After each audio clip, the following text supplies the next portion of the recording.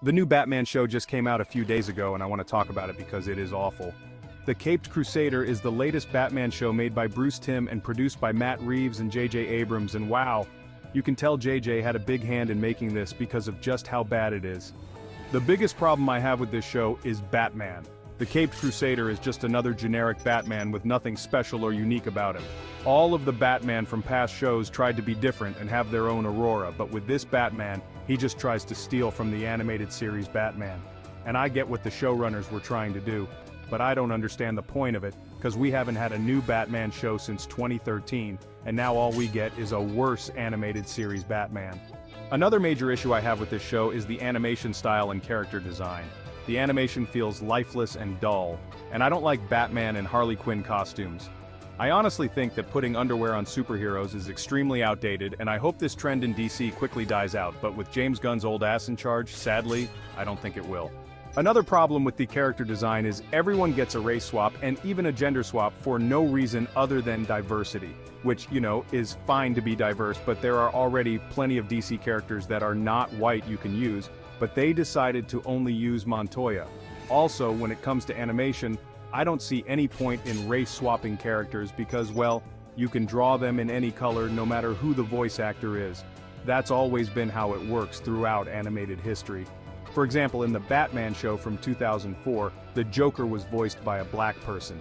I can understand race-swapping in live action when you only cast that person because you thought they were the best for the role and not because of the color of their skin.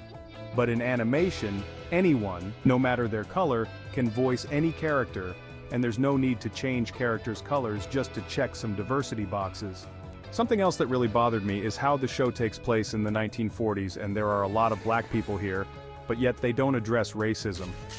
Keep in mind, back in the 1940s in America, stuff like Jim Crow laws and segregation still existed, and black people couldn't even vote yet, but this show likes to pretend like none of that stuff existed.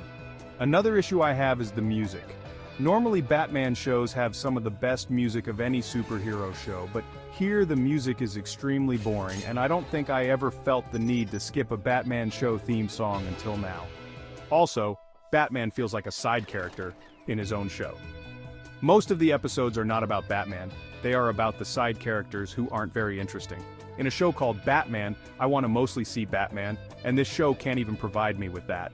Now, the show isn't all bad, it does get good in the final 2 episodes, but I don't know why anyone who isn't a hardcore Batman fan would want to wait 8 episodes just to get to the good part. Also, this show is quite funny at times and it delivers some good jokes, but it is also funny without trying to be. Like, there is some stuff that looks straight up goofy, but the show is extremely non-self-aware and takes itself very seriously. Which doesn't work when you have Batman and a female penguin fighting over an umbrella cannon on a yacht.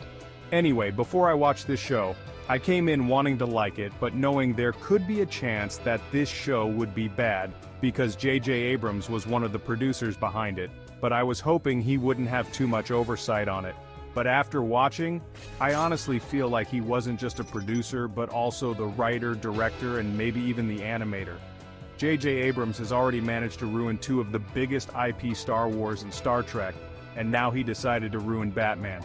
So now we are probably going to have to wait another 10 years to finally get a good new Batman show. And to that, all I have to say is thank you to J.J. Abrams for once again destroying a franchise and taking a giant shit on my childhood.